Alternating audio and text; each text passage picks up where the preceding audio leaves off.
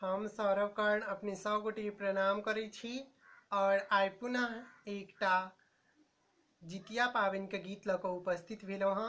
एही गीतक रचनाकार आदरणीय श्री मणिकांत झा जी छथिन। बहुत सुंदर रचना आउ सुनाबै छी।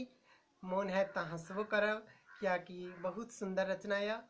तऽ आउ सुनै छी, केहन लागत कमेंट में जरूर कहब। जँ नीक लागत तऽ वीडियो के जरूर शेयर करबै और भजन कल्चर चैनल के जरूर सब्सक्राइब करब। धन्यवाद। जय मिथिला, जय मैथिली।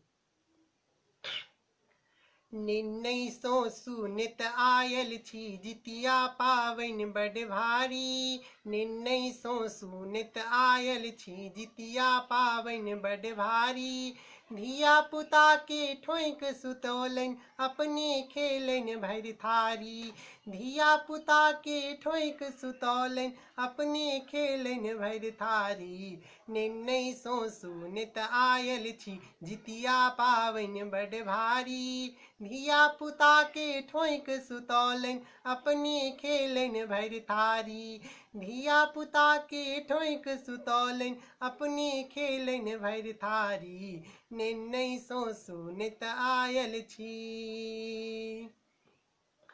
ओरना तार में नैना भुटका पड़ल छल ओहिना अंगठैल। एम्हर भौजी लप लप कैने चूड़ा दही लगली खाय। ओरना तर में नैना भुटका पड़ल छल ओहिना अंगठैल। एम्हर भौजी लप लप कैने चूड़ा दही लगली खाय। टपदा बाजल मुन्ना मुन्नी कखन ऐत हमर बारी। टपदा बाजल मुन्ना मुन्नी कखन ऐत हमर बारी। धिया पुता के ठोंक सुतौलनि अपने खेलनि भरि थारी।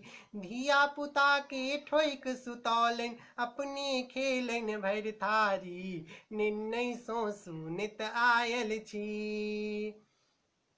मरुआ रोटी दीने खेलौं करू छल्लै माछक झोर। झोर नाक सँ सर पानि चुबै छल ओ आँखि सँ टप टप चुबै नोर। मरुआ रोटी दीने खेलौं करू छल्लै माछक झोर। नाक सँ सर पानि चुबै छल आँखि सँ टप टप लुबै नोर। आँखि सँ टप टप चुबै नोर। आधे पेट खा कऽ उठि गेलियै कोना चलतै ई गाड़ी। आधे पेट खा कऽ उठि गेलियै कोना कऽ चलतै ई गाड़ी। धिया पुता के ठोंक सुतौलनि अपने खेलनि भरि थारी। धिया पुता के ठोंक सुतौलनि अपने खेलनि भरि थारी। निन्नई सो सुनित आयल छी। बच्चा सब हक गप के सुनते भौजी हमर गेली लजाय।